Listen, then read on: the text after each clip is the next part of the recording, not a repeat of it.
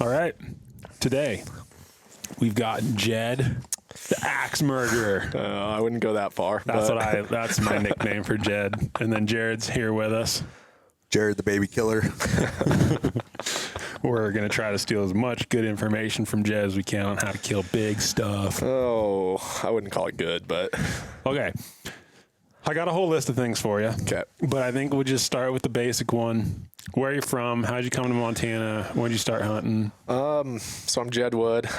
Unfortunately, I was born in California. So It's okay. Bro, I was there too, man. Not that I bad. might want to edit that out, but It's okay.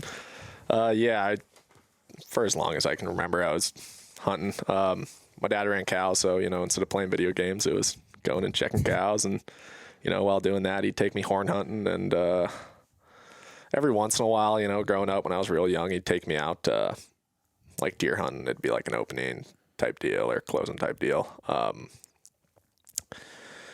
And, it was a lot more of like a privilege than to hunt because I only got to do it, a couple times a year. Maybe he'd take me out duck hunting, but, he's a busy guy. So I didn't get out too much. Then in high school, I started working for a guy that my brother actually worked for. So he got me the job, and he had a pretty sweet property that I was able to kind of put a pretty good hurting on the pigs and blacktail there. So Nice. that was fun. That got me into bow hunting. And then that same brother, he's 4 years ahead of me. He came out to Montana for school. And he was just telling me about all the tags I can get, like he's like, dude, you can hunt elk 3 months out of the year. You can hunt bears, wolves, lions, whatever. And I was like, God, I got to try. Like, I only applied for one school, Yeah. I'm no genius or anything. Nobody's ever accused me of being smart, but so I came out here and I genuinely thought from everything I'd read and watched on YouTube, like elk hunting is like the hardest thing you could ever do. I'm like, dude, I'm not going to see an elk on public land because I was always hunting private. I'm not going to see an elk on public until like probably senior year. Like, this is going to be crazy. Yeah. And then it was like, I think like my sixth day, I just like whacked a bull. I was like, okay, this isn't as hard as everyone made it out to be. And I met Phillip freshman year, and he kind of got me into the whole like backpack hunting thing, got me pretty dialed because, dude, I was running around in blue jeans with like the shittiest sleeping bag and pad. Like, it was pretty ridiculous. And we kind of made a decision, like, because he killed a bull that year too, his first bull, and we kind of made a decision like, maybe we should try and kill big stuff, or at least try. Big stuff to us anyways, the stuff we're killing. Yeah. It's no Randy Ulmer status, but You got to get there. yeah, we try. Then I got pretty humbled the next 2 years. Ate my tag, just trying to hunt bigger bulls, and then kind of went on a little bit of a roll. Well, a roll for me anyways, and now I'm here. It's a pretty good roll, dude. Well, What was the first year you hunted here?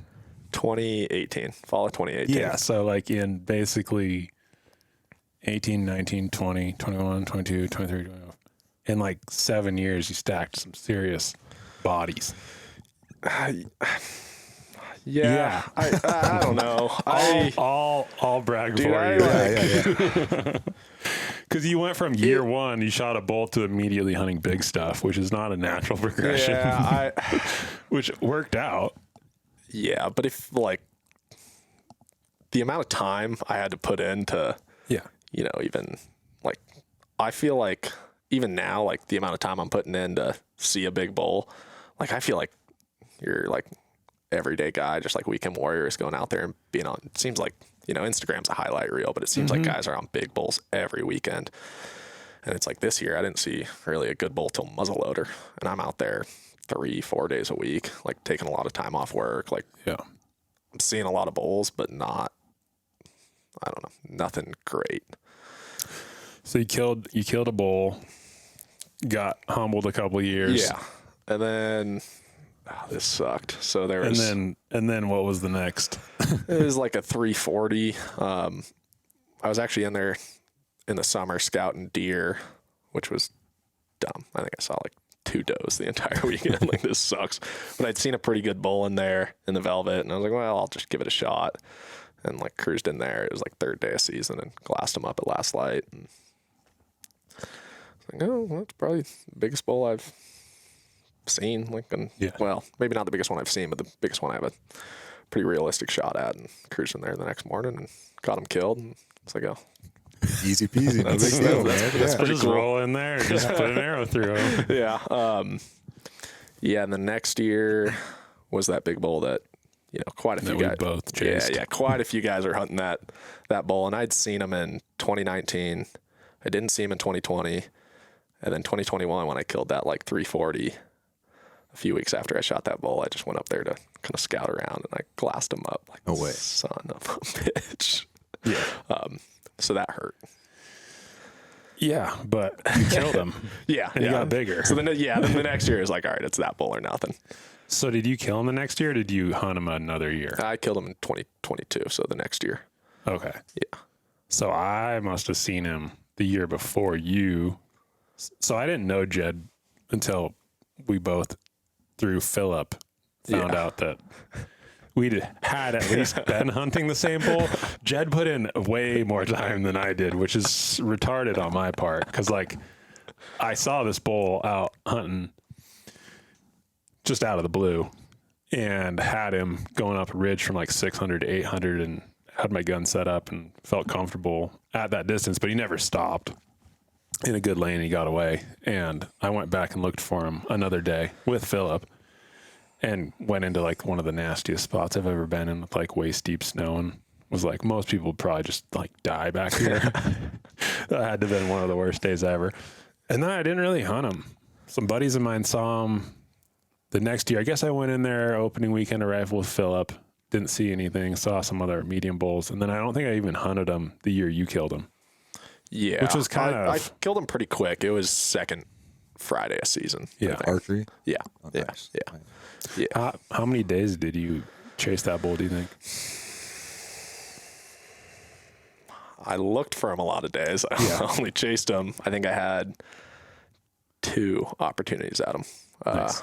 Once in 2019, and then I think it was him anyways. That was like my second year hunting. I was like, oh my God, there's a giant bull. Yeah. So I didn't have any footage of him, but for sure, the year I shot, well, I'd seen him the year before I shot him, right? And then the weekend I killed him, I glassed him up the night before, then did a big loop around. I was camped in there. I did a big loop around him the next day and shot him like, I don't know, hour before sunset. Yeah. Just for reference, though, how many days? I've heard a number of how many days you were looking for him. That year, like all combined. Combined. Dude, a lot. I have no idea. It was like, give me the number you heard. I think Phil told me 73. Yeah, that's probably fairly accurate. That's gangster, what's- though. Dude, what's- that's freaking baller. Dude, what's screwed up is like, I was hunting him in the totally wrong area. No way. That whole time. I'm like, dude, where is he? Like, where? Like, and then finally that in 2021, when I glassed him up, I was like, oh, that's where he's been hanging out. So then, but what's dumb is even the next year. So I hunted with Philip that opening weekend, 2022, and we hunted still the wrong area, even though I'd known where I'd seen him the year before. But it was like, I just didn't believe that he was where he was. And then Well, when we didn't find him, I was like, well, I'm going to check that next weekend, and hiked in there and glassed him up. And it was like, okay, I have a pretty good shot at killing him tomorrow. So Nice. try and make something happen, and got lucky. And yeah, shot him, pretty sick. ran straight at me. After you shot him. After, yeah, I was like, oh God. Nice. But the way I should have never, it shouldn't have worked out the way it did. When I was, so I like looped way around him, and I had camp on my back, and I lost sight of him in the morning. So when I looped up around him, I could see some cows in the timber, and I was like, well, he's got to be in there. So I just kind of, I had to give myself a shot, get within, a few hundred yards. So I'm sneaking in there, and I can hear him start bugling, pushing those cows around. And I about step on a raghorn, and that raghorn runs straight to him. And I'm thinking like, oh, I'm so screwed. Like he's going to take the herd and go. And he runs like, I was probably 500 yards from the bull and his cows at that point. He runs straight to him into this timber, and I hear the big bull I shot bugle, and 30 seconds later, that raghorn comes running straight out. I about dodged him.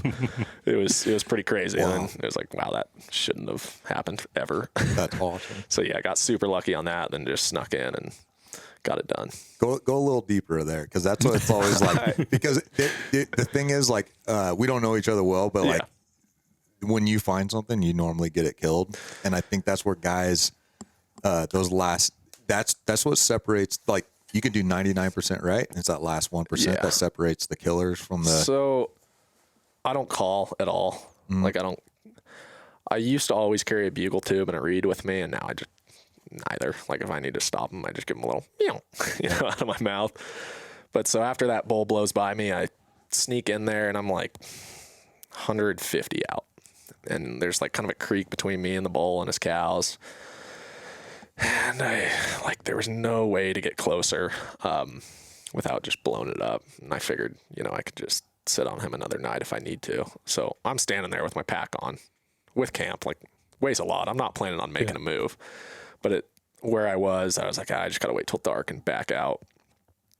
But some of the cows that started to move towards me, like, get in the creek. So I'm thinking, like, okay, well, like, maybe move now. Like, if I stay low enough, I could probably stay out of sight from the cows and just move when the bull's not looking. So I did that. And I kind of held up at maybe 100 yards, and these cows are still working towards me. Bull's coming. And I dropped my pack at this point.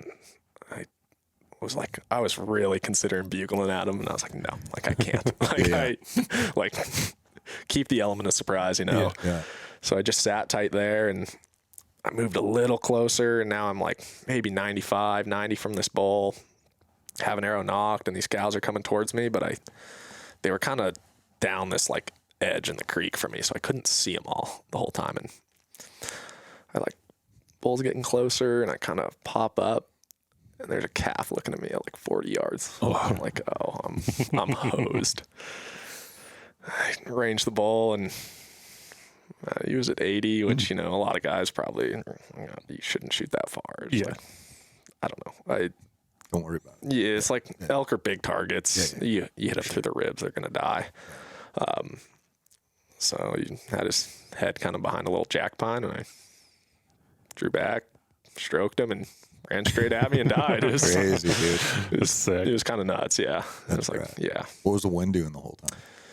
Dude, honestly, it was a little squirrely, but I nose jammered up and crossed my fingers. Oh, nice. Nice. Yeah. That's awesome, dude. That's when you're sitting in close for a long time, it's always like, what's going to happen? Yeah, I really try not to get, like, I don't ever want to sit on something bedded. Like, I hate doing that, because it's like, dude, it's only a matter of time before that wind does something funny. And you can only put so much faith in something like nose jammer, I think it's more of just a confidence thing. So yeah, I was probably sub 200 for maybe 20 minutes. Oh, gotcha. It wasn't too long. Nice. Yeah. So that's sick, man. Yeah. I had in-reached Philip, because Philip was hunting a different drainage. When I was on him, I was like, all right, I found him. I'm half a mile out. I'm going to close the distance. And he was like, all right, brother, go get it. Nice. Yeah. It was pretty cool. Yeah. I'm gear nerd. I'm pretty sure you shoot a Bowtech. Yeah, shoot a Bowtech. SR350 or something like that, or what is it? God, I should know what it Speed is. Bow, dude. That's what I love, dude. He's like you, man. You guys just go kill stuff. I bought it off my roommate, because he used to work at Big Sky Archery. Love it, dude. It's an 80-pounder. That's all I know. So man's bow. Do you know your arrow or broadhead? I'm shooting the 4mm axes with severs. Severs, nice. Yeah, just this standard 100-grainer. Heck yeah, that's right. Yeah. I'm not a big gear guy. Oh, dude, I love it. I nerd out on the gear, and it's like that doesn't actually make you a better killer. Dude. That's why I keep shooting babies. No, at least you shoot babies because you're like, it's brown. I can't help it, dude. It's so fun. It is fun. I really wish I had that mentality, honestly. Well, dude, it's hilarious. I think I killed my first bull in 2018 as well, and I think it was either my biggest or second biggest bull, and I've just gone slowly downhill because I feel like I've got a little bit better at hunting them, and then it's like really easy. Like, I've shot spikes and raghorns like crazy because they're so easy to get close to. I can't help it. I admire the patient, like letting a raghorn go by you one time and then back. I was like, dude, I would have shot him twice already. I don't know if I could have shot him with how fast he was running. But yeah, no, I don't know. The trophy hunting thing, well, trophy hunting for me, is it can be pretty tough sometimes, and I wish there's a lot of times where it's like, God, like I have a 300-inch bullet, 20 yards. It's like I just want to, I just want to get it over with. But yeah, you might regress to that. I get like that, or I've gotten like that, where I'm like, I'm holding out 350 or nothing, and then like a nice bull comes through, and I'm like, this is pretty cool. Yeah. Slap. yeah. yeah, I mean, I did that this year in Arizona. Yeah. I thought I was shooting a bigger deer, to be fair. But I walked up on him and I was like, good God, he's the size of a goose deer. Oh, I really screwed the pooch on that one. Yeah.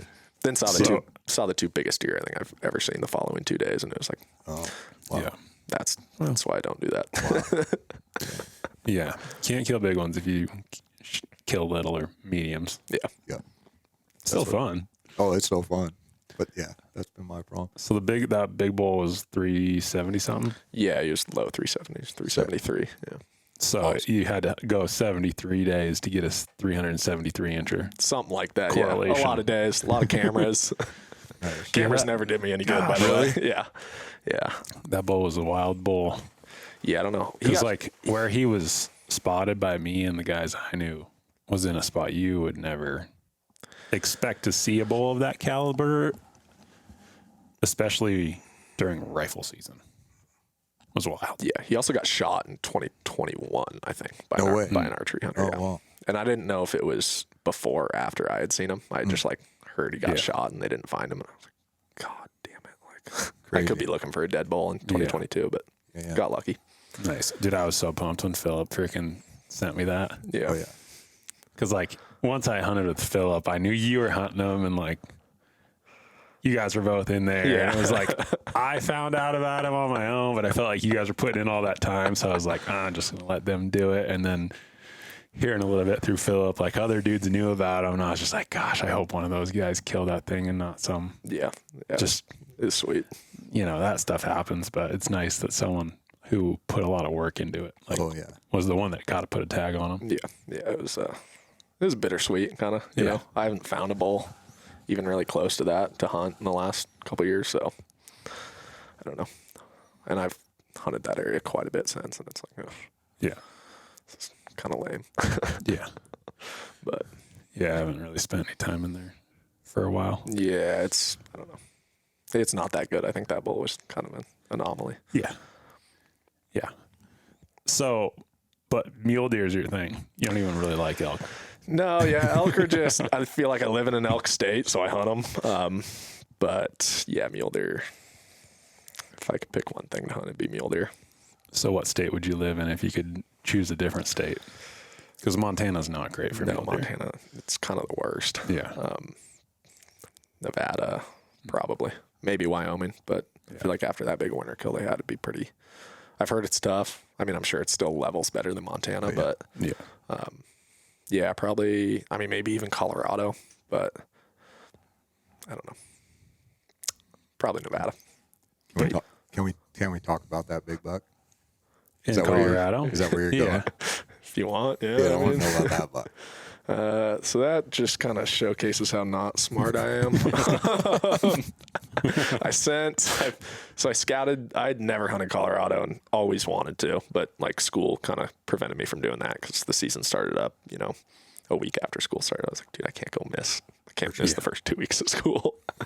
So as soon as I graduated, I burned my points and went down there 2 weeks early, scouted, and found that buck after I was seeing a bunch of good bucks, but found that buck like a weekend, and I was like, he's not that good. Like, he looks really good, but I feel like he's like maybe 170, like at best.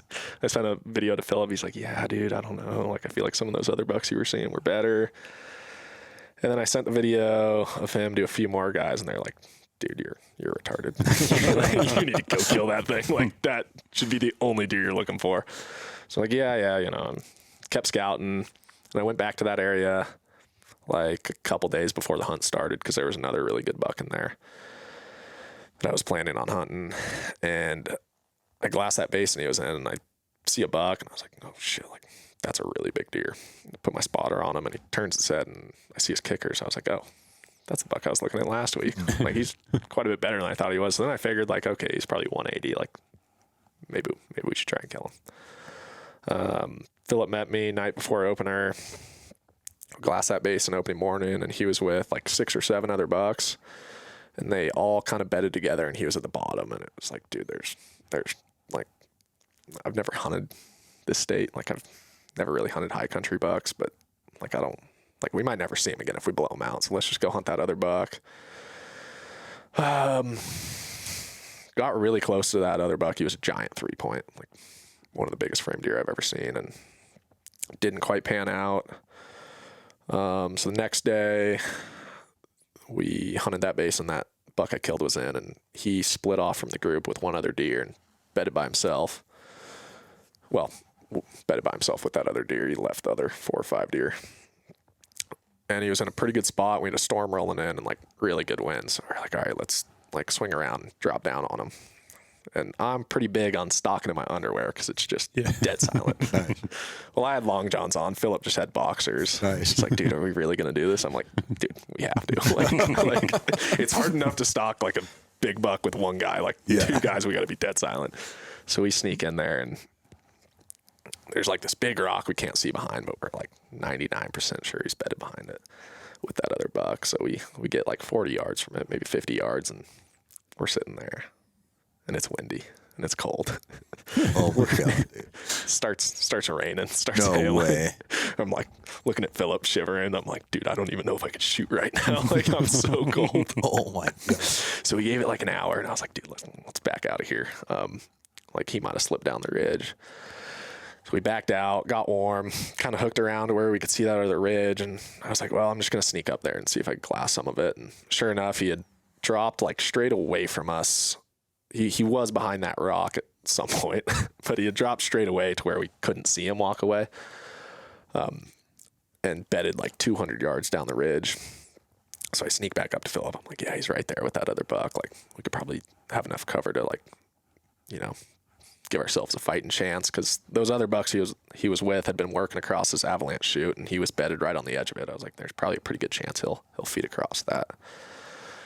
So we sneak down there, and we're like maybe 100 yards out, and I like came around this jack pine, and he is standing there staring at me. No. And I'm just like, oh my. He'd gotten up and moved, so he was just standing there staring at me. I was like, oh, I'm so screwed.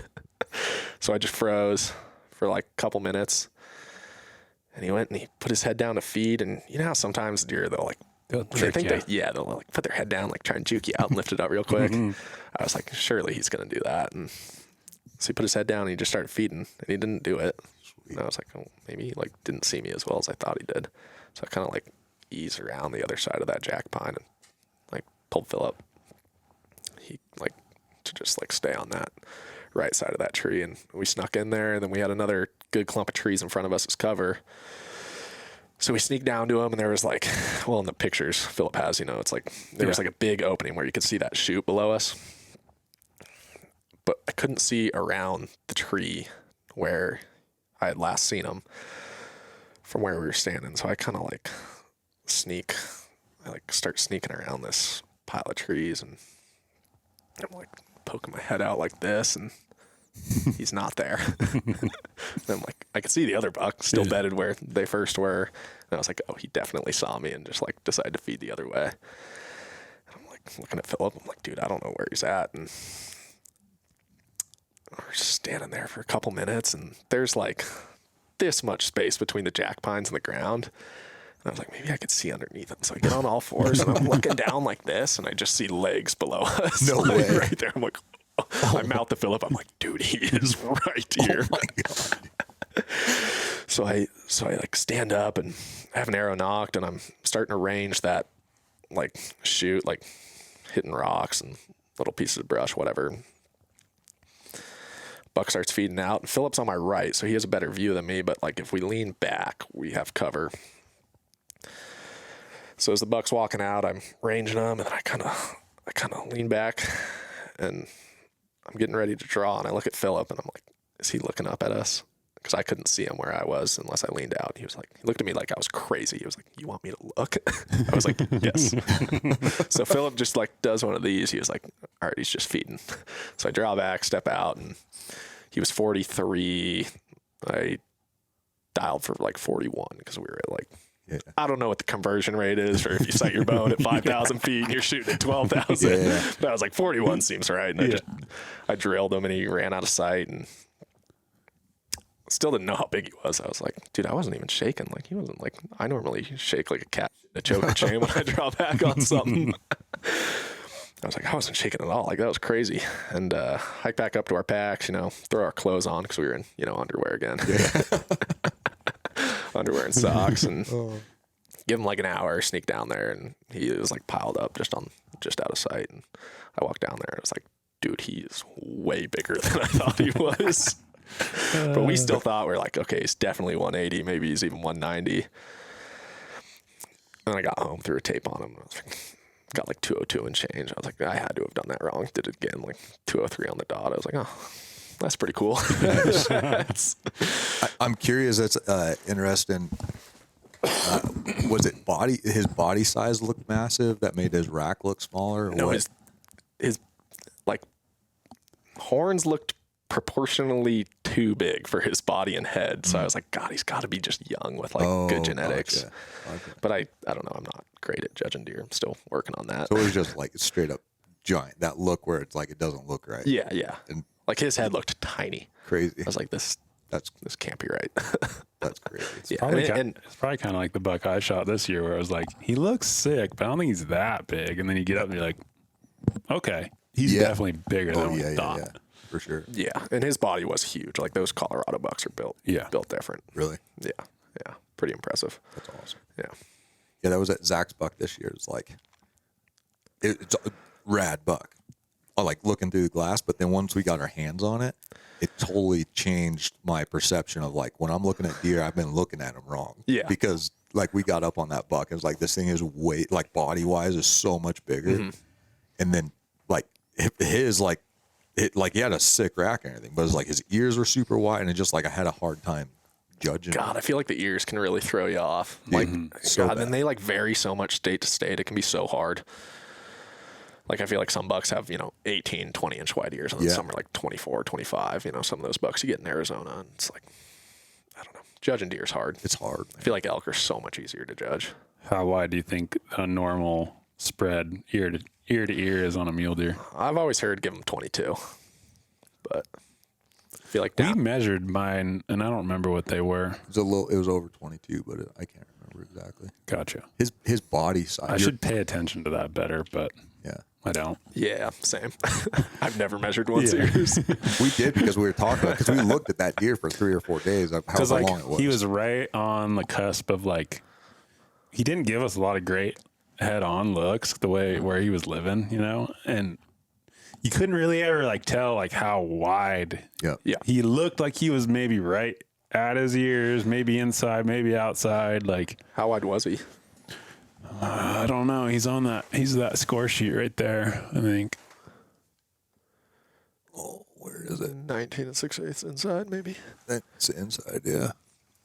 Yeah, he was maybe like, he's probably like 22-ish wide or something. No, it's wider 20. than that. I think, not counting the kickers, I think main frame on the outside was probably 24. Okay.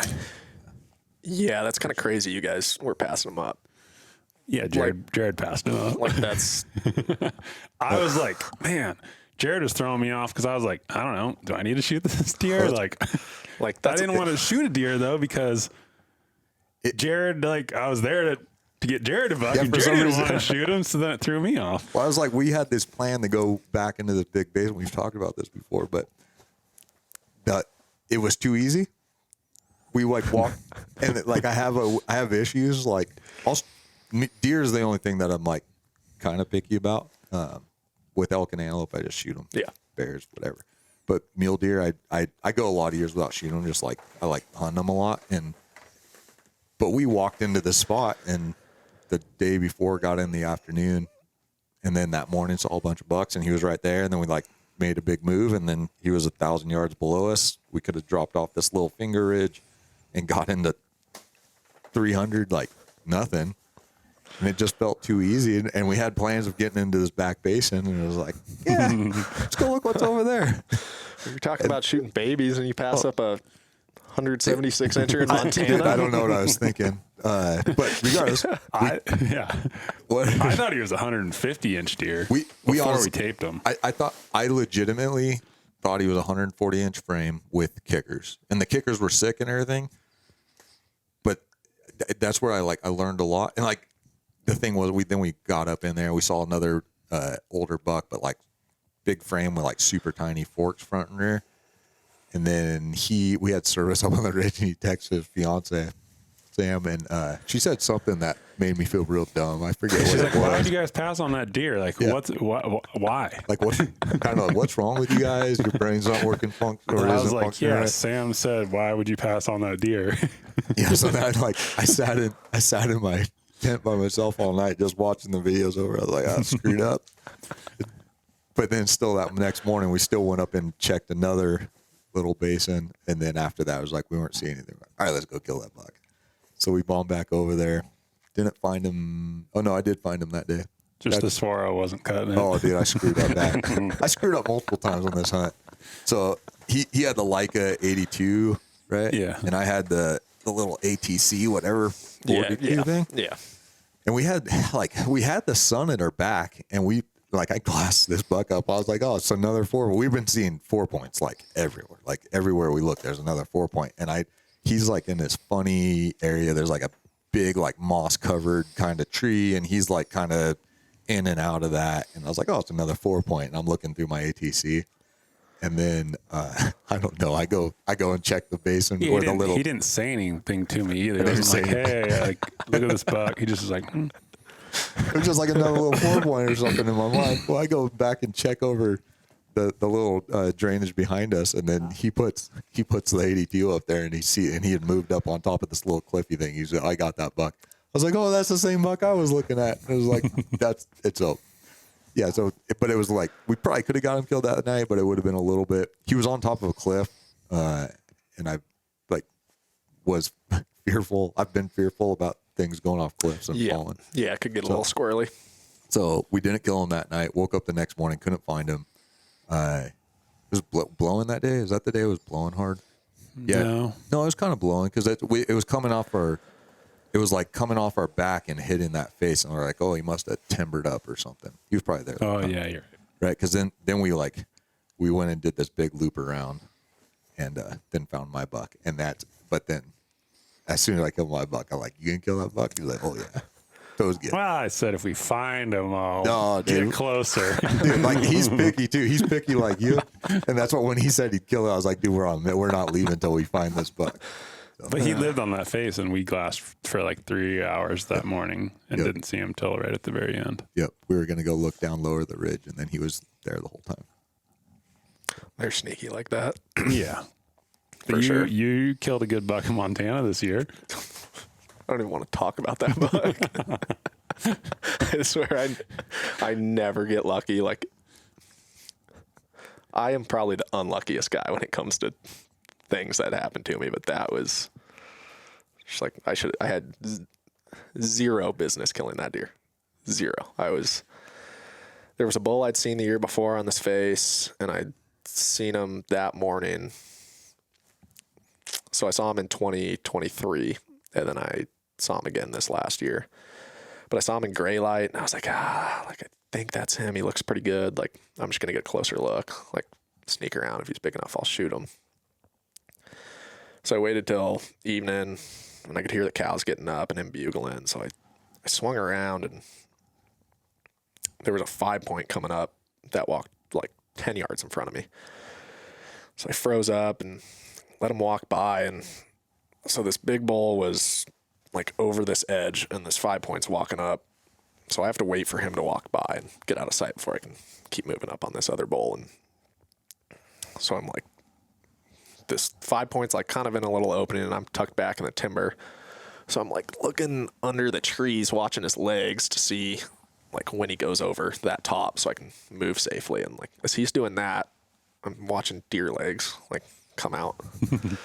And we're in Montana, Southwest Montana. Yeah, I'm yeah. not thinking a thing of it. The only thing I'm thinking is like these deer are going to screw me over. Like, Yeah. it's going to be 2 does or like a little buck or something.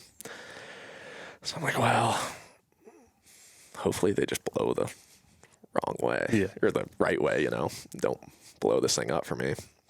So I start sneaking out and I see the first deer, it's a doe, and I see like a horn kind of over her ass, like behind her. I was like, oh, that like doesn't actually look like that bad of a buck. And I throw my glass up and I was like, oh, he's got like a giant kicker on one side. Like, that's pretty cool.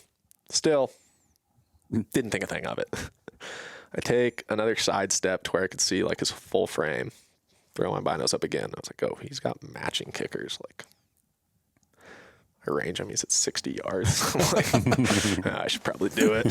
Like, I'm probably going to do it. So I draw back, and there was this like arching tree branch between me and him that I had to shoot like directly through.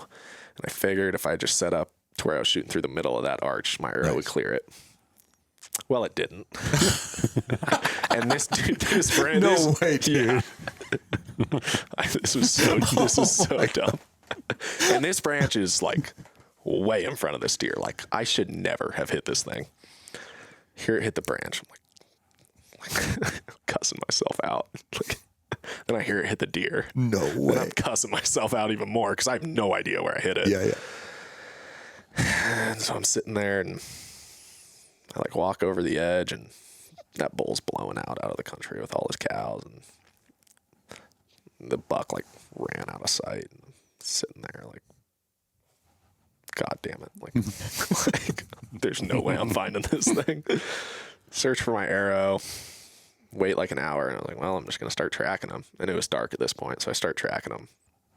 Had pretty good blood at first, then it like petered out, and like probably 500 yards later, I found a bed, and there's like a lot of blood in it. But I was like, oh my God, I definitely just bumped him. Still don't know where I hit him. So I just backed out, came back the next morning, went to that bed, lost blood after like 10 yards, like almost immediately lost blood. Graded for like an hour, picked up blood again. And I could like see one of his tracks like very clearly. And he was coming across this kind of south face. And so I was just trailing him. He'd bleed a little bit, he'd bed. But I was like, for the most part, I was following his track. And then he like cut back towards kind of where I shot him, but down. And he was like going through this mess of brush. And I was like, dude, I'm not going to be able to follow him through there. So instead of just like taking the line he went on, I like just straight side hilled, hoping I'd like catch him bedded underneath me. And I'm like walking through this deadfall, and I'm on this log that's like teeter-tottering. I have my pack, and I'm coming across it, and I look down, and he's staring at me in his bed. No way. And I was like, oh my God. Like, this is On a teeter-totter log. yeah. Like far too. But I'm like, I gotta try and put it out. Because like now I'm thinking like, okay, he hasn't gone very far. He's bled a lot. Like, he's gonna die. So I draw back, and I have a knife on my pack right here, and it's like, for whatever reason, sticking straight out. I'm like, oh my God, my string's gonna hit that. I let down. Buck doesn't jump up. Drop my pack. I'm still teeter-tottering on this log. Oh my God. Shoot. Hit him. It was like straight downhill. Rangefinder cut it to 75. So I don't know what the line of sight was, but hit him. He ran like 20 yards, like laid down. I went down there and shot him a couple more times. It was not, very clean work, but That's right. shit happens happen. with the bow Yeah, dude. sometimes. Like, anybody who tells you that doesn't happen either hasn't bow hunted long enough or is a liar. Yeah, I've got some stories too, man. And it's like the skill that I think it gets taken for granted a lot is it's not really the blood trail, it's the intuition, because like blood trails, like good hits peter out fairly often, dude. And it's like, but it's a good hit, but like the intuition, it's interesting to me, the intuition, like where instead of following, because like what I like when they go through brush, sometimes it like rubs really good. So it's kind of easy to follow, but clearly like you've had a feeling, and like when you're really tuned in listening to that intuition and it works, it's kind of cool. Yeah. Well, my first shot, like, found out why I could track him so well. Was it like, God, he was like quartering away, and somehow like when I hit that branch, like kicked my arrow funny and down, and I hit him like through his elbows, and it broke one of his legs and went straight through the other. Oh wow. And so he was putting all his weight on that his front left hoof. That's what you were able to distinguish. Yeah, crazy. So when I walked up on him, I was like, oh, that makes sense. Yeah. And he was way bigger than I thought he was, which was cool. Like, I thought I was like shooting 150-inch deer with kickers. What did he end up being? He was, this kind of hurts me, but he was 179 1/4. No way. How crazy, I was like, dude. my roommate taped him, and he runs a tight tape, and I do as well. And I was like, well, I actually texted Zach. He was like, dude, you should tape him again. So I taped him again, got 179 1/4. I was like, well. Dude, you should have brought him over here. Logan was taping, dude. You went at 182 probably. I know. When I let Logan stuff, I'll be like, hey, like tighten that up over there. He's going to be mad at me for saying that. So yeah, that was, like I said, dumb luck, but Sick. I'll take it. So now you have to break 180 in Montana. So you got some work cut out for you. Yeah, it'll probably be another 5 years before I do that, but that was the first year I shot at in 5 years here anyways. Yeah. But I'll take it. I don't know. You've done good in Arizona. Yeah. I mean, there's a lot of people that hunt a lot and don't even get close to killing anything. And how many years have you been down there hunting that? 5 years. I've shot bucks on the last 4. Me and Philip went down our first year and did not do well. Yeah. Quite the bit of a learning curve there. Hunting the desert's interesting. Like, what's the key there? Glass, and then glass some more. And if you don't see any deer, keep glassing. Yeah. Like it's crazy. You can sit on one knob for like a few days and you won't. Like this year, we kind of hunted the same area for like a week. And on like day 4, I shot that buck. A lot smaller than I thought he was, but shot that buck. And we hadn't seen him until that day. And then the following 2 days, we saw 2 giant deer that they just appear in that stuff. Yeah. Like, I don't know I don't know if they're cruising but it's crazy. It's like, you'll be watching like a group, say like 10 does and a buck or something. They'll drop into a wash and you know right where they are, and you won't see them again for the rest of the day. It's like, dude, how is that possible? Like, so it's kind of just like knowing every day that you're probably looking over good bucks and just sticking to your guns. And I don't know, there's not much of a secret to it, you know. It's just being persistent. Yeah, for sure. Well, you're doing good at it. Yeah, I try. Are you stalking them in your underwear there too? Last year I did. This year it was pretty windy when I shot my buck, so I was able to keep the pants on, which was nice because the sun's pretty hot there, and these legs haven't seen the sun since summer, so so that was nice. You kept them under wraps. Yeah.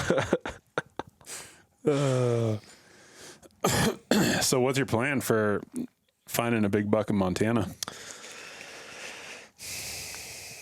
You don't have to give away any secrets that aren't secrets, but are you gonna hunt the prairie or the mountains, or plan for hunting a big buck in Montana?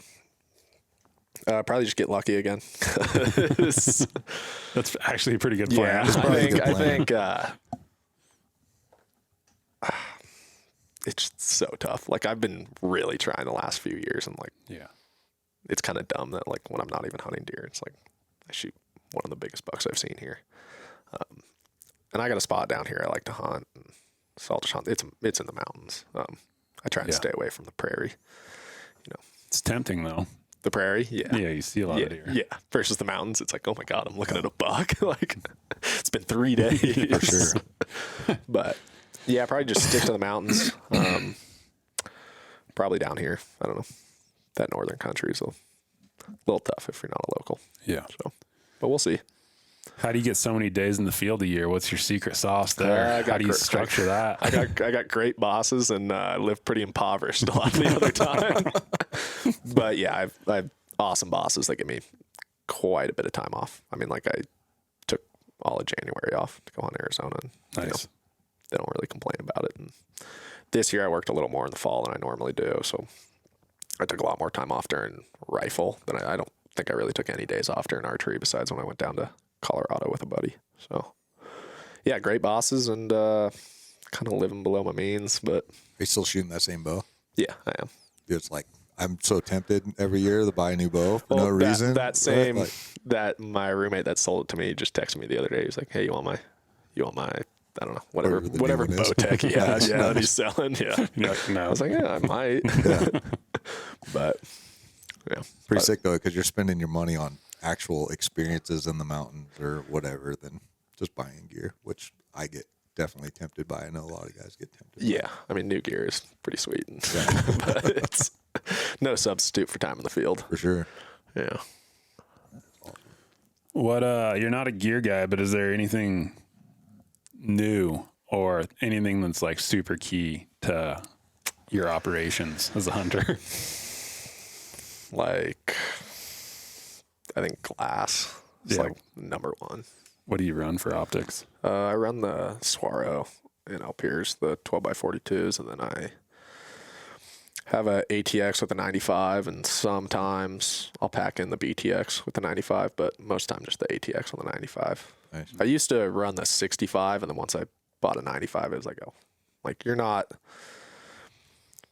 it's not that much heavier, and it doesn't take up that much more space. I feel like it's worth it. Isn't that what you used to run? I've still got the damn thing. I just got the ATC, and like it's like really nice to put in your. You could put it in your lid real easy versus that 95. Yeah. But that's what this year definitely when I was running next to him with that 82 Leica, I was like, dude, it's not enough glass. You can't see enough. Yeah. And that's what. So I still have a 95. I think I want to meet in the middle. Yeah, I started packing in the BTX this rifle season. It's like really nice to glass with compared to an ATX. Dude, but I want a BTX.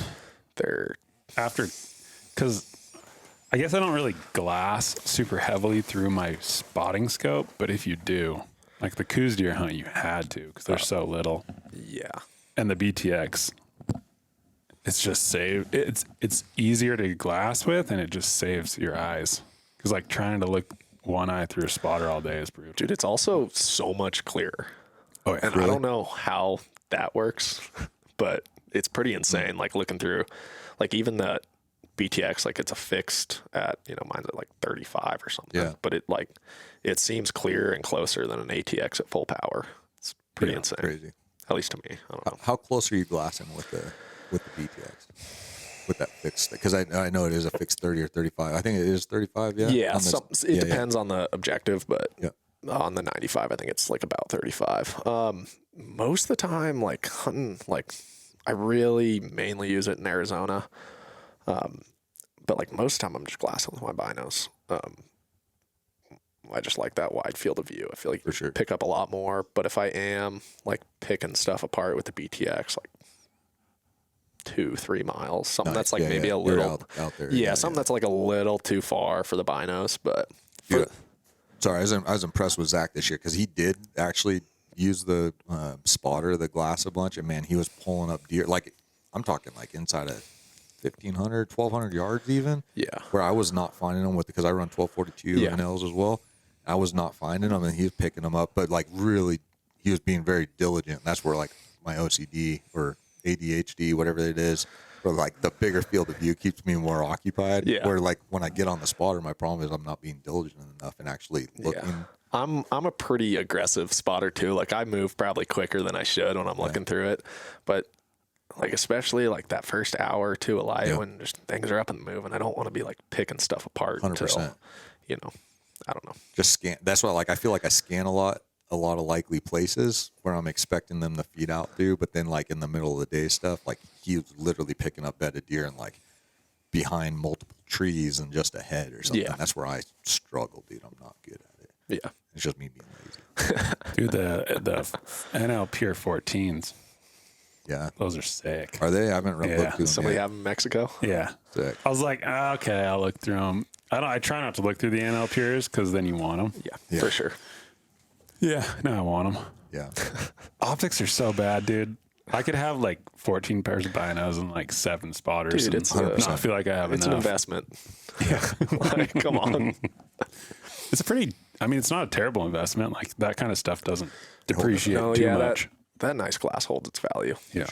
What do you run for a tripod when you're running the BTX? Because like you kind of need something that can handle it. So I don't know what tripod and head I had last year, but I didn't really enjoy it. It was just a little light and shaky, especially in the wind. I was just running my RRS with the Amble 40 this year, yeah. which is like kind of inconvenient, you know, because you're like holding it at the base and scanning, but like you get used to it pretty quick, and it's really not that bad. So I've just been running that, and it's like dead solid in the wind. Yeah.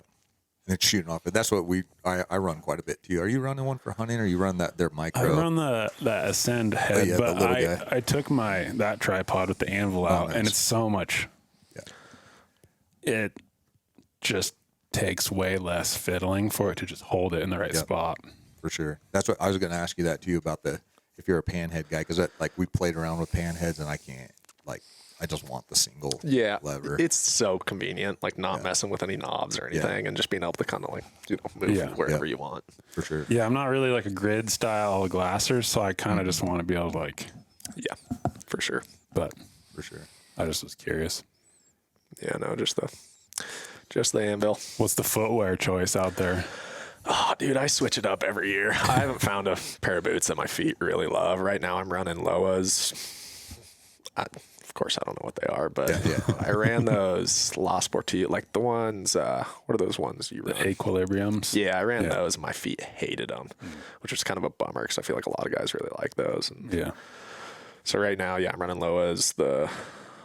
For late season, I'm running like the Tibet Super Warms, which they're all right, and then early season and mid-season stuff, I'm just running some sort of light just boot. a shoe. Yeah, I mean, it's. have you played with the sheep feet yet? No, I probably should. Dude, like I had one pair and they did not. They tried to be too corrective, but then they got this like their new app. Like you put your foot over the top and just like scans it. Yeah, dude, like my feet were so much better this year after getting those. I might need to do that. I'd try them. And I would give them a little input to not correct, because I was like, I walk on the outsides of my heels, kind of like when I walk, and I was like, don't try and correct that. Like I'm not going to change the way I walk. Yeah. And that when I told them that, then like this set's really good. Really Gotcha. happy with it. Yeah, I'm gonna have to try those out, because it's like once I hit like mile 4 or 5, it's like right in the middle of my arches. It just feels like it's like breaking. Yeah. Which then I start walking on the outsides of my feet to fix that, but. It's not super great, but you know, it's whatever. How old are you? 25. Yeah. Give it another 5 years, you'll start paying attention more. Yeah. Are you running? I'm not familiar with the ones you're running, but are you running like stiff soled boots that's like helping carry that weight?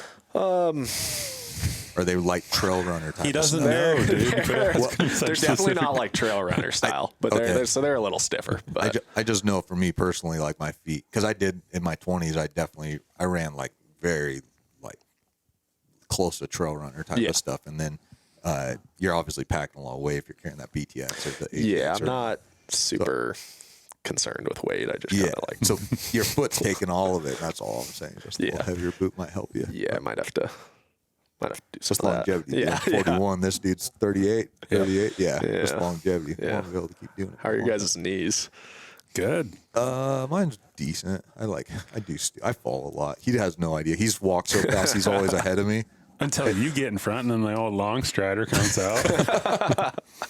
But I normally have a hard time keeping up with him, and I fall a lot, dude. And that's like, I think you caught me once I didn't know you fell at all. Dude, it was like nonstop. I was like, plus I'm like trying the video and I'm freaking falling constantly. So then it's like I tweak my knee and grab some.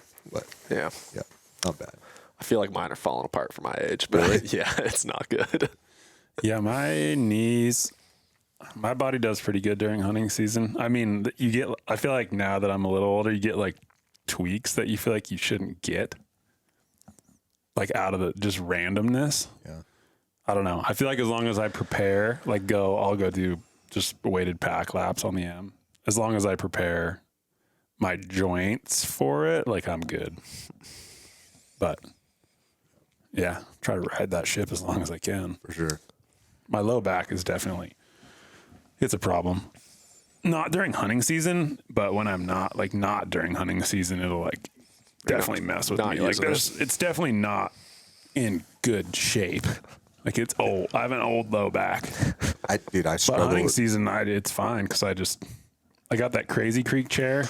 Oh yeah, which helps a lot. Like a glassing chair. This thing right there. I made fun of them. You can just like you can lean back and not full on lounge out. And like It's so lounge behind comfortable. the glass, or like it helps you just sit more upright. Cause if you're sitting on the glassing knob, like I just found I'd be like this eventually, you know, just like slothed out, like, and you're like, okay, like You literally like you recline back and then you set your tripod and you bring it up the like right here and you're all relaxed. It's so comfortable. Yeah. And they weigh a pound and he first started bringing it and I made fun of him for it. And then I sat in it one time and I was pissed the rest of that hunt. It was on a bear hunt. I was pissed I didn't have one. And the next I've brought it in every single hunt since then. I might need to invest in one. Yeah. yeah, they're sick. They're so comfortable. And it's not like those other ones that you have to put together and stuff. They probably weigh the same, but like this is just way more functional. When you get back to camp at night and you're making your little meal, dude, like being able to sit back and just relax and it takes the pressure off your lower back. It's so comfortable. So, something to think about. What are your what's on the agenda for 25? What's your goal? I mean, obviously mule deer, I'm sure, is part of that, but what's on the radar? Well, I struck out on elk this last year, so I'd like to kill one this year. It's not super high on the priority list, but I'd like to. Well, I guess we got spring bear coming up, so I don't know. Crush a bear, and then maybe been talking with a buddy maybe about hunting Idaho for bears, and then I'm gonna try and run quite a few cameras this summer for deer. See if I can figure something out in Montana, but as far as the fall goes, I don't know. Kind of got to see what I draw. I'm hoping to draw a Nevada archery tag for deer. What states do you put in, or are you putting in for? All of them. Yeah, nice. I feel like you kind of have to in today's day and age with how many. Yeah, as long as you can afford to. It definitely gets expensive, but Yeah, for sure. Most states I just build points in, and then like in theory draw one state every year, hunt Arizona every year, and then hunt Montana and call it good. So I'm hoping I draw either Nevada or Colorado this year. nice. I should draw one of them, but we'll see.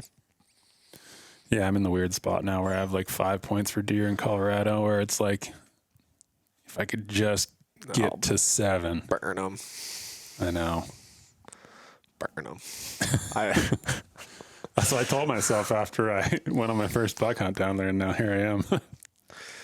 Yeah, I don't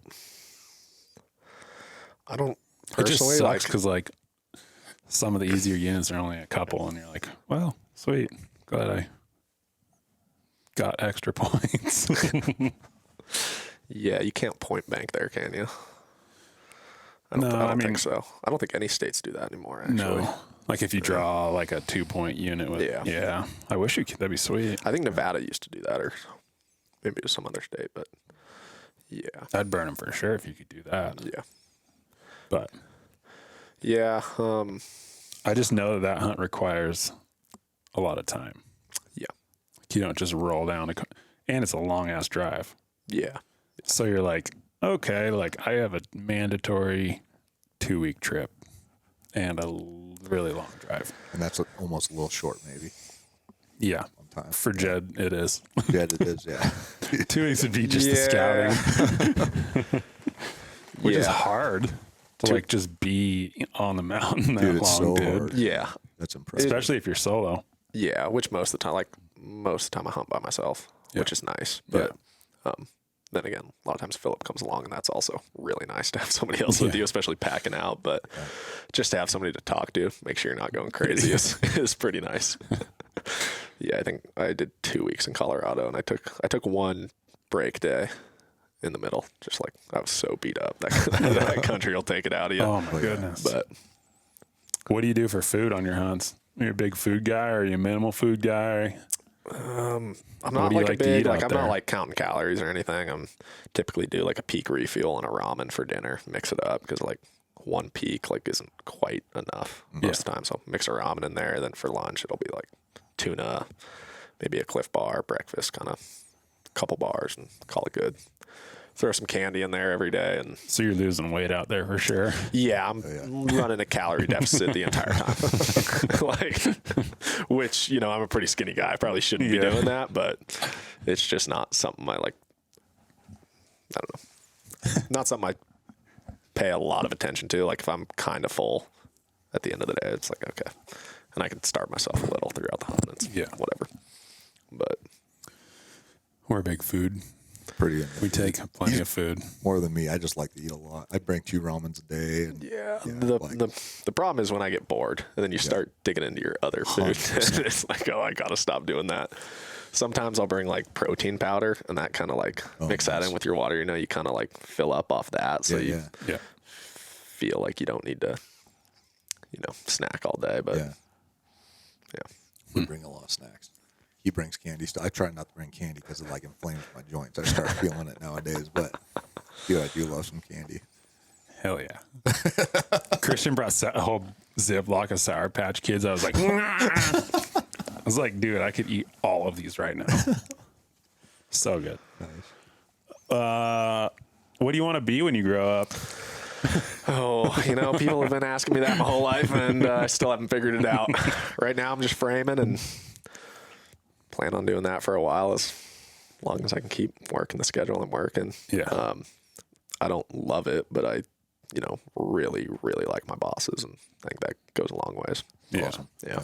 What'd you go to school for? Business. Gotcha. Nice. Yep. Now I'm just hammering nails. It's okay. Yeah. Yeah. One of my buddies from Idaho, he owns a framing business. He gets a lot of time to go hunting. It's not a bad gig. Yeah. He just has jobs where the crew runs them and he goes hunting. But he definitely works hard when he's not hunting. Yeah. There's probably no shortage of framing work in the Gallatin Valley. No, there's not. Never. How many guys are on the crew that you're on We got with? like, well, shit, I haven't been there in 2 months, so maybe we added some guys, but we probably got like 8 guys Nice. ish. Are you more into your gear on framing than you are hunting? Probably less. Less? Yeah. Okay. Nice. So that's what I want to, like, I keep going back to the gear thing. I want to find out like what your gear, like if there's one gear thing that you are actually into the details. Backpack, sleeping bag, tent, stove, No. lighter. Not that dangerous. I mean, there's certain stuff that certain pieces of gear that like I will always shoot sever broadheads. Nice. Like, I have no plan to switch anytime I don't shoot field tips. I just Fly put so the, good. put dude. the set, put the set screw in and call it good. I'll always shoot severs. I always tell people who ask me, like, shoot severs. Yeah. But like, that's like probably the only piece of gear that I'm like dead set on. Particular about, Anything yeah. else, you know, I don't know. What tent you running? One of the Stone Glaciers. Stone Glacier sleeping bag? No, I'm running a Big Agnes. Okay. Yeah, 0 degree. With their sleeping pad or? Not sure. Yeah, I love this, dude. It's like, I don't know, my sleeping pad. I think it's a Thermarest. nice. Okay. It's yellow.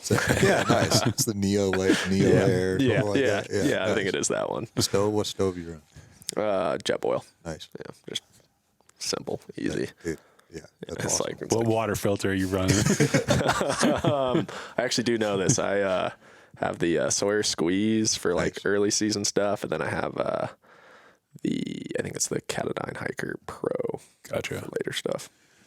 Dude, I feel like those Sawyer squeezers, the squeezers, the last like 2 I've bought, I feel like clogged up super fast and are crappier than the old ones. Like when I first got them, some of the first couple I got, they ran forever. Yeah, I ran into quite a big issue with that this year. I don't know if qualities went down or what, but I'm like hesitant to use those now. I don't know. I was 13 miles back this season, ran out of water. No way. That evening hiking in, I was just in like a mess of bowls. And I was like, whatever, I'll just like, I just won't eat like my peak and I'll just eat like a couple bars and pump water in the morning after I hunt. It's just dumb. Went to pump water in the morning after I hunted. And my filter was like totally clogged. So I go, well, I guess I'll boil water. Well, somehow didn't have a lighter with me and my jet boil starter didn't work. Oh my God. So yeah, I ended up like just barely getting the soy. There was like it was like a cattle trough. There was a pipe that came out below it and I jammed that Sawyer Squeeze, not the bag, but just like the filter itself into that pipe. And it was just like drip, drip. Oh my God, dude. I was there for like 2 hours drinking water. Oh my God. It's pretty ridiculous, but yeah, I've heard if you let those sawyer squeezes like freeze, like if it gets below freezing, that they'll kind of break on you. That's what's been happening to me. I've been using those the Cat9 bee freeze, and that's what at the first time it freezes, it's like just done. Yeah. You can't get water out. Have you guys ever done the tablets? I have. I've done a lot of iodine tablets in the past, and then I've done the Aquamira or chlorine ones too. Like, I just don't like the tablets because they just don't seem healthy. Yeah. Like I'm using a chemical to like Yeah. make the water drinkable, but I'm drinking the chemical too. yeah. Like they work, but I just am like, I don't know if that's something I want to do.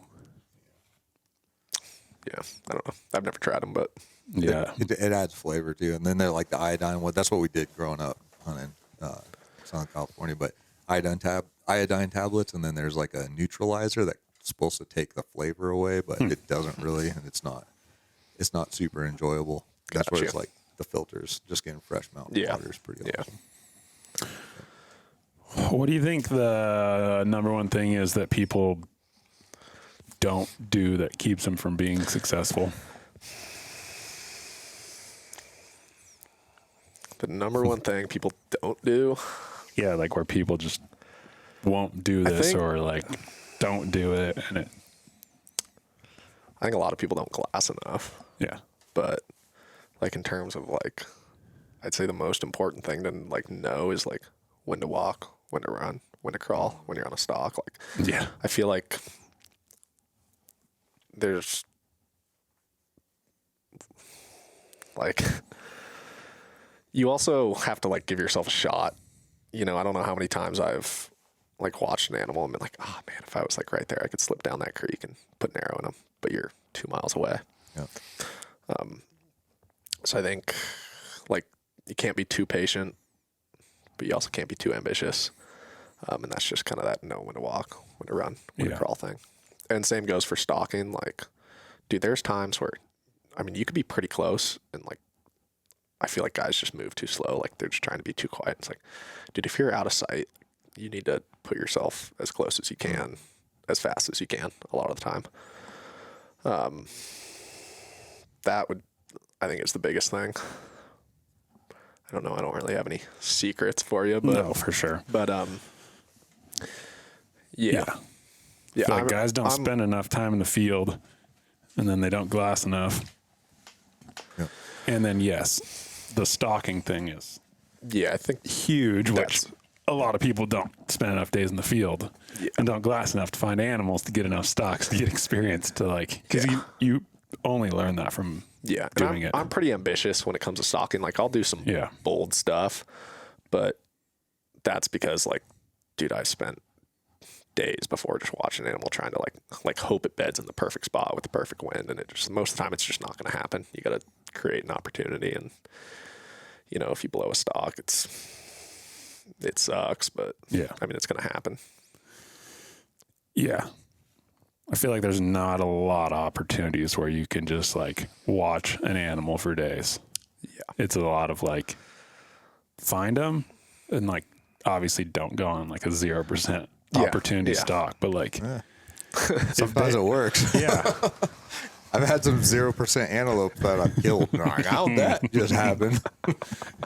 But you know what I mean? Like if you found a big mule deer buck in a really bad spot, like I'm not going to just go try to make something happen. But if there's a chance, like I'm usually going to at least get close. Yep. And then if it doesn't feel right, you can back out. But usually things change by the time you get to within get that over 100 there. or 200 yard bubble. And if you're just like patient, but able to capitalize on those moments when like it's in your favor.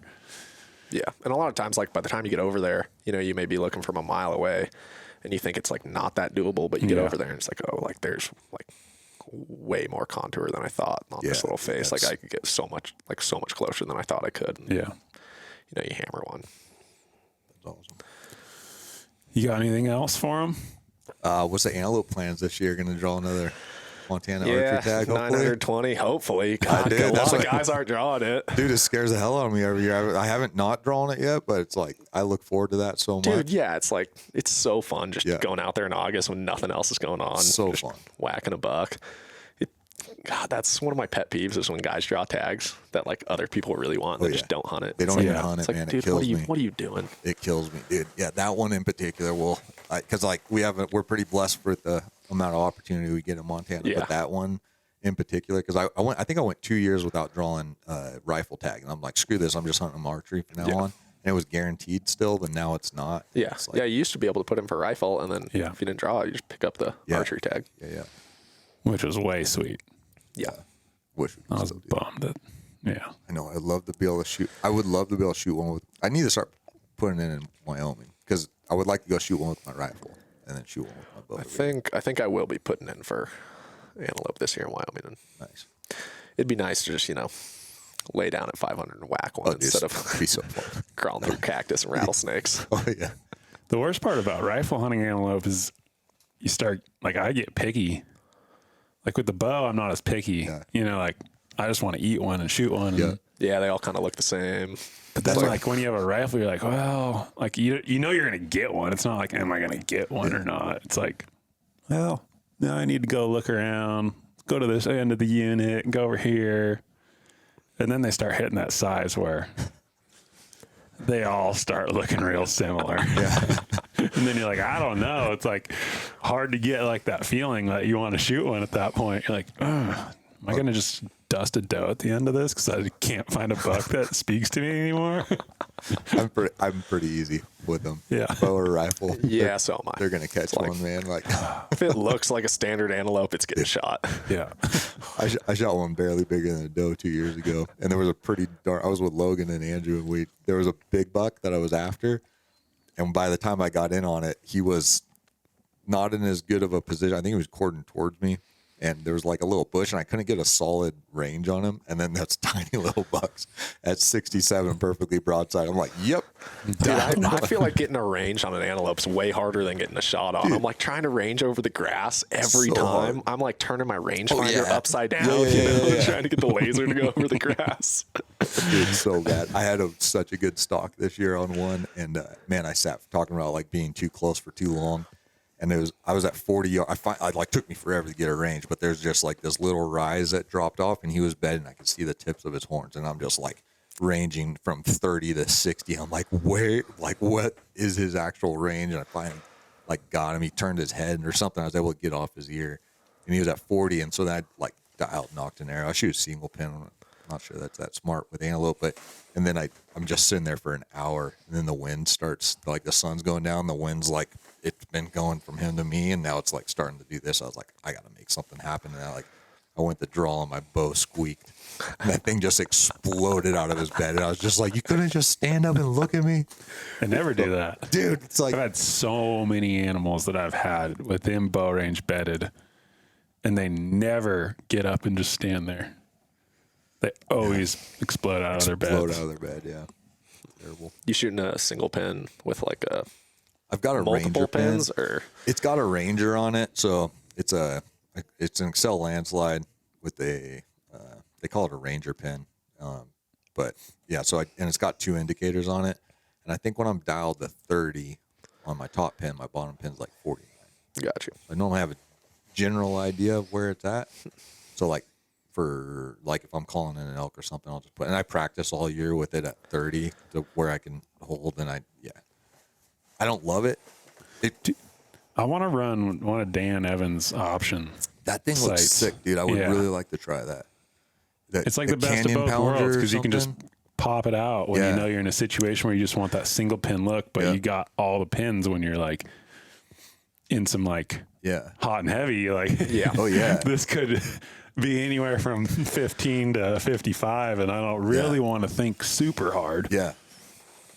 Because like the two pin's sick, but if you don't, like this year, that was the only thing I didn't do like I normally do is practice shooting my gaps. What are you running? A spot hog that it's got the two pins on the single post, and it's sick.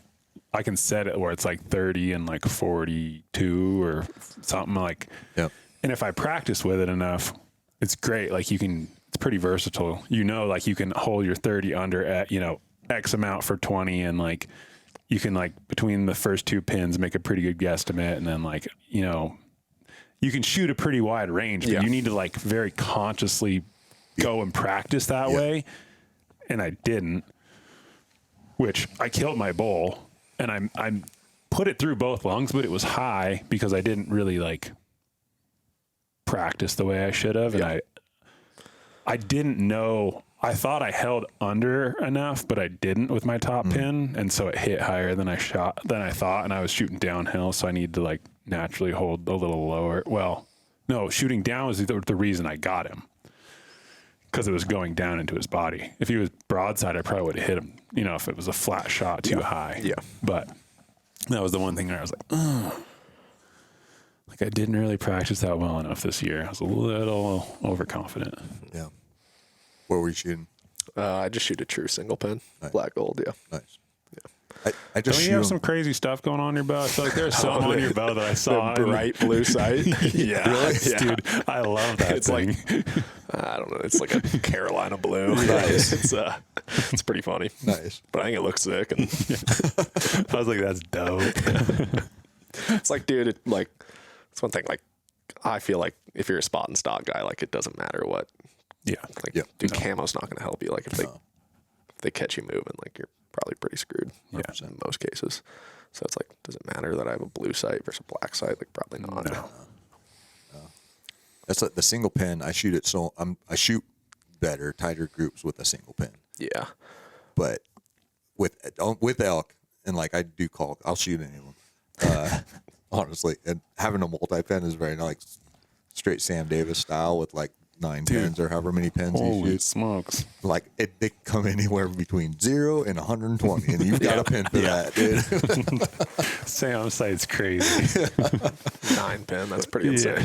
I might be exaggerating. It's like a little a 7 bit, or a 9. It's a lot of pins in there. Yeah, that's aggressive. He's a killer. He's a killer, dude. I mean, it's just like guys like him and Barney though. Like they're killers and they shoot good, but they fling some arrows. Yeah. They get some experience under their belt with their bows, so they get real comfortable with it. Yeah. That's awesome. I don't get to fling enough arrows at animals, but I used to shoot one of those 5-pin sliders, but I don't know. I kind of ran into some issues, not with the sight, just with me, like trying to split pins, like heat of the moment. I was kind of screwing some stuff up, and I was like, God, I'm just going to switch to a single pin. And are you dialing everything, or do you ever like dial everything down to the yard? Yeah. Nice. Yeah. The only thing I've tried to shoot without a range or antelope, because sometimes you can't. It never works out. So I'm like, if I shoot at something, I'm ranging it and dialing. Yeah. And I switched to a single pin just because like I made mistakes, and I knew that if I shot the single pin, like I had to know the range, and I had to die. Like it had to be a little bit more perfect. Yeah, that's pretty much exactly where I was at. Yeah, dude, I got a question for you. So this year, I think I figured out what happened after the fact. I was talking to Brendan Burns. I was wearing Kuiu, this synthetic stuff. Like you obviously strip down to boxers most of the time. What are you wearing for a top when you're stalking? Just that Stone Glacier, like that. I don't know, is it a merino hoodie? The merino, something light, nice, yeah, sick. That's what. And he was wearing Kuiu merino this year on your bull, right? Yeah. Looking at trying, just going back to merino, just because like what I realize when I look at the pictures, even like that shirt that I was wearing is just like shiny, dude. Dude, that's like, what's that Stone Glacier shirt? It's just like that light hoodie, but it's a different synthetic, the Avro. Yeah, I remember Philip had me wearing one of those, and I was like, dude, this thing's like shiny as heck. Like, yeah, a lot of them have like a sheen to them. Yeah, that synthetic stuff. I'm like, it probably doesn't matter, but it's just like, bro, I don't know, it kind of bothers me. Dude, I had crazy good stalks. It took me a long time to get an antelope killed this year, and I had like so many good stalks, and I'd get the range and everything's perfect, and they'd just like see, it was like they'd see a shine or something. Like I couldn't explain because it wasn't movement. It's like I've never been picked off like that. Yeah. In the last moment, and I'm on them about to break a shot, and they see something and blow. Yeah. Yeah. Antelope are like that though. I know they're like that. So tough. But, dude, I just I'm gonna go back to merino for stalking. The one thing that I found this year bow hunting, dude, I wore that alpaca hoodie. Dude, I had some bad wind on some bulls that like did not smell me somehow. Really? Interesting. And when you get that thing sweaty and wet, like it smells like a wet animal. Wow. That's interesting. Yeah. There's a freaking tech tip. Better than I'm gonna nose test that jammer. again more. But I feel like the natural fibers are Yeah. better. Nice. They don't like make or break it, but I feel like they're better for like that close encounter kind of stuff. But Do that. yeah. Go back to that. And they're freaking soft. It's like wearing cashmere out there. It's sick. Is it nice? I've never had a cashmere sweater, but like that's what I relate it to. Nice. Yeah, that's all I got. Like we covered all kinds of good stuff, and I'm getting cold out here in the garage. My feet are cold. Do you have bad circulation? I do, yeah. Yeah. Actually, really bad. So, like, late season hunts are brutal. I mean, like, I got heated socks. I bring hand warmers, and it's just like nothing's enough. Like, I gotta have a fire going. Yeah. It sucks. It's like You guys I be want to friends? try the heated socks. I haven't yet. they're like nice, but it's like the ones I have are super thin. So it's like they're great until the battery dies. Oh yeah. It's like then you're like used to having your feet all warm, and then it's just you're hosed. Yeah. Like, but yeah, I have super poor circulation, and it's pretty much the worst. Like even early season hunts, like when the sun goes down and it's windy, like I gotta be wearing gloves or something. Dude, I was cold in Mexico. I was wearing gloves, glassing. I had like a puffy and my circ on. I was wearing long johns, and it was like 50s in the middle of the day. Yeah, makes late season much less enjoyable, but Probably couldn't build fires down there. Yeah, I mean, you could have. Well, was there stuff to build fires out in the desert? Yeah, there's Was it? like Oh, there. nice. We were in the hills. Oh. There were a lot of like oak, Oh, sick. like brush, trees. Nice.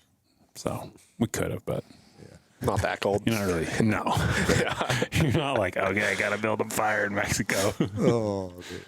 And it was like you had to be glassing as much as you possibly could Those to have a coos are chance. so tough to see. Yeah, Freaking ridiculous. yeah, that was fun, but they're so little. Yeah, when they bed down, it's like I was just looking at a deer, and now I'm not. Yeah, I was like, I would love to go on that hunt and then go like mule deer hunting in Montana, especially in the mountains where it's like not a lot of deer and a lot of places they can hide because it's like you feel like you get just tuned in. Yeah, for sure. Like you're just digging them out like nothing. You're like, I want to go back home and hunt. Sick. Well, Cool. wrap it up. Yep, it's good stuff. All right, dude. Thanks, Jed. Appreciate it, man. No problem.